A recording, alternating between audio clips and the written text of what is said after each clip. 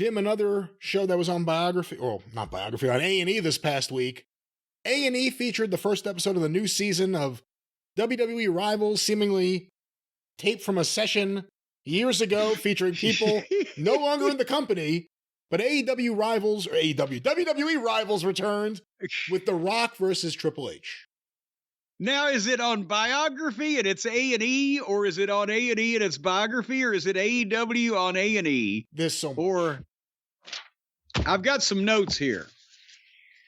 I won't say this program sucked pond water, but again, it's the panel adds nothing. I'm not knocking Freddie Prinze Jr. as a person. He may be an animal lover. I mean, we may get along together if we were walking our dogs in the park, but I don't know why he's here or what he adds. I also don't know, other than you reminded me, I didn't know why that Renee Moxley Good would have been invited back from her stint as a mediocre announcer in AEW to comment on something that she was probably 12 years old when it happened, until you reminded me that this the same panel they had a couple of years ago with Steen and JBL and Johnny Sameface. So apparently they planned this 2 or 3 years ago. How long has she been with AEW?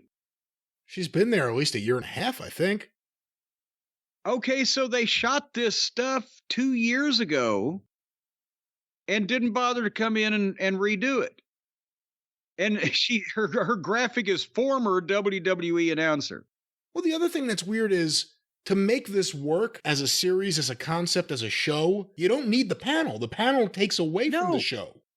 Yes, because there's less time to talk about the subject of the show. If you had one... And again, where are there legends that can you imagine Mick Foley hosting and being the voiceover guy for a Rivals program about all of these famous rivalries and feuds in pro wrestling? And he would be the Robert Stack on Unsolved Mysteries. He steps in out of the darkness, intros it, bridges it, and closes it up, and people would... And I'm not just saying it just has to be Mick Foley, but any wrestling legend that they have access to that can speak and is a pleasing television personality. The panel adds nothing because nobody gives a shit what Freddie Prinze thinks about NASA either.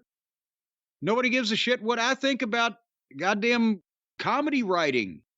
Yeah, no one needs any of these people to reinforce what we're seeing and what we already know. Like, they're not adding anything. And the only one old enough to have even been there is JBL, and he was there, but he was not involved. He was on the card. Renee Moxley Good, no. Steen, no. Sameface, no. So I don't understand what their alleged purpose is, otherwise than to prevent us from seeing more of what we're wanting to watch on the program. So the Rival show, it's an hour instead of 2, like the Biography. It has the panel. You like the old footage, and they'll give a brief, biography or background on the two individuals and how they came to the point that they first clashed. And, they start Rocky, his Madison Square Garden Survivor Series debut. And I remember, obviously, that very well, and how we went from discussing his push to discussing the backlash to his push. I was never a proponent of the haircut or the outfit. It was above my pay grade to make those decisions at that point in time. The outfit's one thing. Was there someone who was a proponent of the haircut? I think that was his, and they agreed to it because it was allegedly fashionable. I don't know. I don't think he was held down and made to get the haircut, but he was encouraged highly to wear the streamers. But then, I've gone on record as saying when I first saw his tryout in Corpus Christi, I said, Vince, operate under the theory that in 3 to 5 years, this guy's going to be your champion. From the start, pick his music carefully, deal with him carefully. And while they're coming up with this fucking clown outfit for him to wear, and the idea that he's going to be untouchable. And I was suggesting we ought to do stuff on TV with him with the middle card guys and let him insult me. And by the way, this is not Jim Cornette wanting to work with The Rock because he's the goddamn biggest star in wrestling. This is Jim Cornette wanting to work with a guy that's just started on the roster because he's the son of a legend and we think he's got potential. I'm saying put him on TV. Don't have him beat the fucking main event. You can't be small packaging, Owen Hart or whatever. Let me take the middle card guys. If he insults me and gets on the wrong side of me, I say, well, I can make anybody a champion and anybody I can train them to beat you, and like Heenan used to do, take guys and manage them against The Rock or Rocky Maivia at that point. And he goes over them on television and kind of make it a little slower, right? Not so obvious, but they're like, he's going to win the Survivor Series match and he's going to win this and that and the other thing. Okay, well then the fans were like, die, Rocky, die. And Pat Patterson poured his heart into those finishes too. But the people were getting too smart. It would have worked 20 years before or 15 years before, but the people were too smart. They knew that it was being done on purpose. What do you remember about Vince and Pat Patterson, because he was so involved in everything with The Rock, about their reaction to Die, Rocky, Die? And those chants? Well, Pat would react to stuff like that with bemusement, because he always knew that at least it's a reaction and we'll have to make something out of it. Pat wasn't going to, get violently upset or mad or stressed or whatever over anything. He was the que sera, sera guy. I did it my way. So he knew he had to do something. Vince had more consternation, like, the Die, Rocky, he's such a good-looking kid. But when he got, he got hurt, I guess, as they've talked about, this was kind of a mini bio from other footage. The Rock talking head comments, how many years old were they in this show? He looks like a different person. Young. Yeah. But so when the fans turned on it, then he had been injured and that gave him time to think about the things, and they redirected him and he joined the Nation of Domination. And then at the same time, while he was slowly taking over the nation from Ron Simmons, because we knew Rocky's potential, appeal, talents, etc., just how to go about it. Well, sometimes a guy's a great babyface from the start, and sometimes a guy doesn't become a great babyface until the fans have hated him as a heel. And so that was the route that it was going to take. And then Triple H goes from the blue blood snob in the jewelry store, God, those things were fucking rotten, to the DX asshole. And remember, they were mad at me on the internet, for I'd said some time ago, no, I was shit stained and said, well, Cornette didn't think Triple H was ever going to draw any money. Well, that was incorrect. It was Hunter Hearst Helmsley that I didn't think was going to draw 15 cents in Chinese fucking money with that goddamn goofy fucking riding crop and it looked like a goddamn circus ringmaster, the tail tuxedo coat thing they had him wearing. Remember? Like he'd just come in from running the hounds, and the ponytail and the snooty this is fucking bullshit. Nobody's buying this.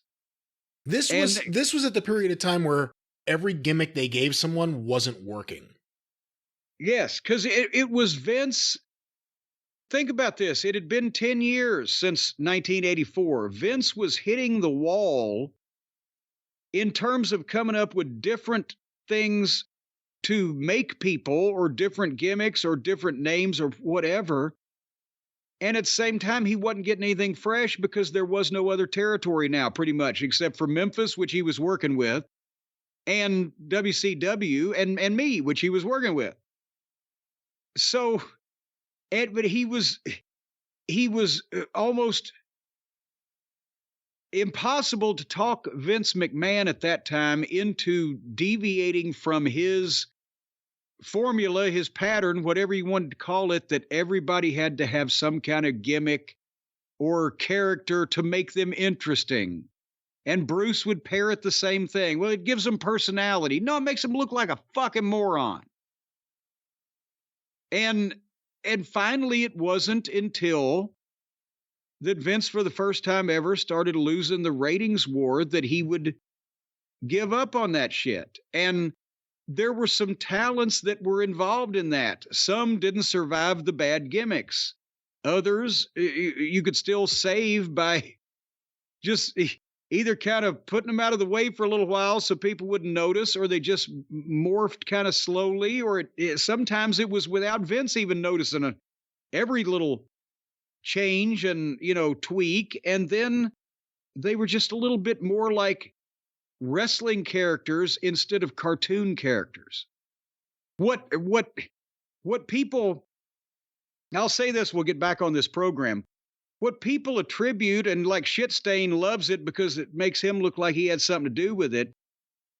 The Attitude Era guys in the WWF didn't suddenly do something revolutionary in terms of getting away from cartoon gimmicks.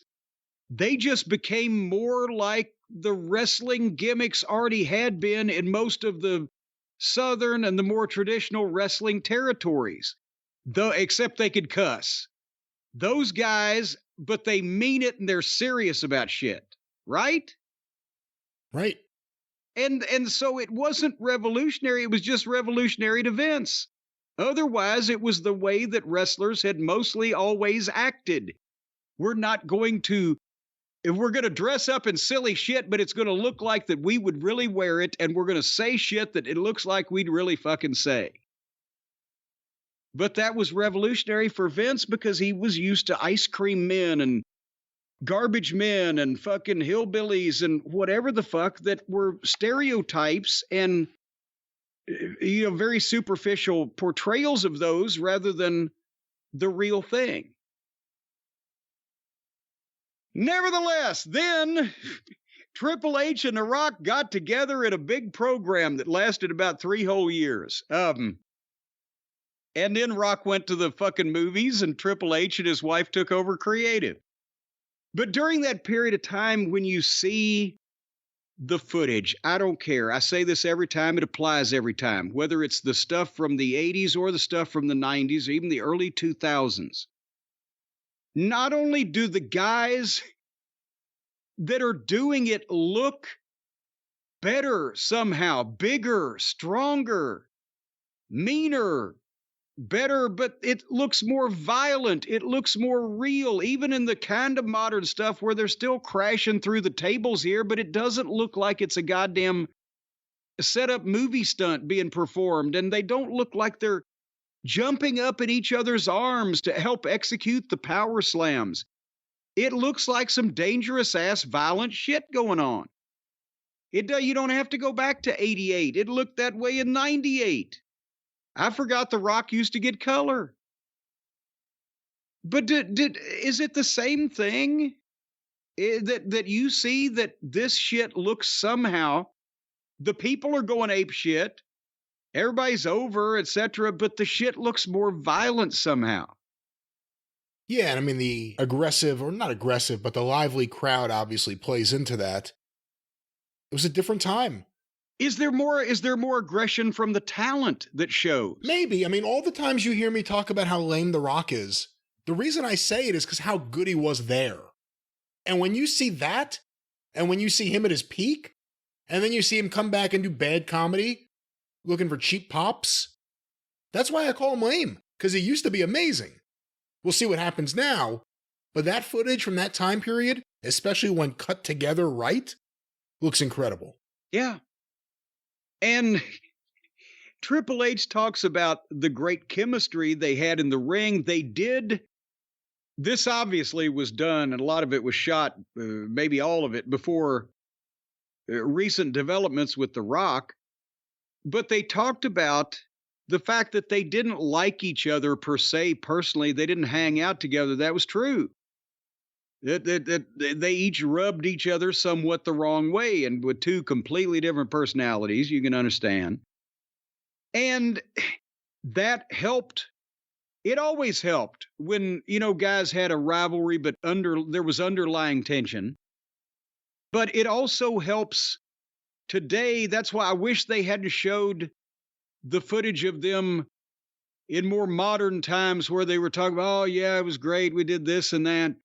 Because they still need to have public friction now for what they're doing now, where they're probably going to draw more money with this whole Triple H content officer and Rock board of directors thing than they drew when they were in the ring wrestling each other, because the change in the economics, but they still need friction, right? So I wish they had kept up the idea that they never were friends and didn't hang out, and backed up a bit on the great chemistry they had in the ring. We could still get a little fucking doubt going, because let me ask you this, Brian. If you're a person who's smart to almost the entire wrestling business, but you would believe that two people were fairly egotistical maniacs, would Rock and Triple H be two of them? It would be easy for you to believe that? Without question. Well, then that's why they need to keep that fucking idea. And I think it's true. I just think they don't want to show it publicly more than anything else.